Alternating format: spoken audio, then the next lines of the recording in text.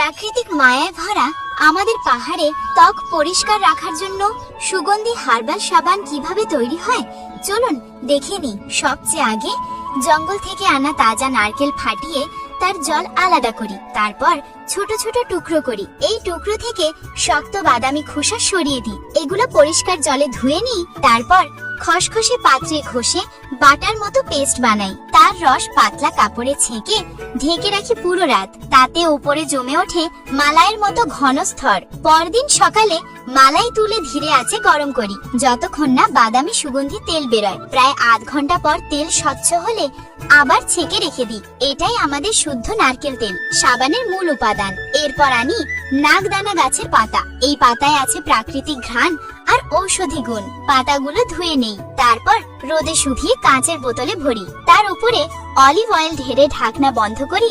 1 সপ্তাহ রেখে দিই যাতে পাতার গুণ তেলে মিশে যায়। 1 সপ্তাহ পরে একটি বাটিতে নিই সামান্য ক্যামেলিয়া তেল, সামান্য মুগওয়ার তেল আর নারকেল তেল।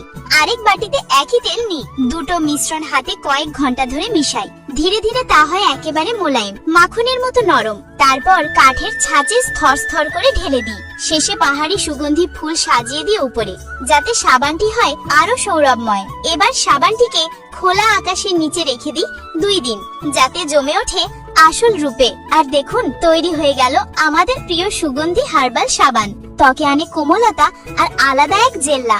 আমাদের এই প্রাকৃতিক যাত্রা কেমন লাগলো অবশ্যই কমেন্টে জানাবেন। লাইক ও সাবস্ক্রাইব করে আমাদের পাহাড়ি পরিবারের অংশ হয়ে থাকুন। ধন্যবাদ।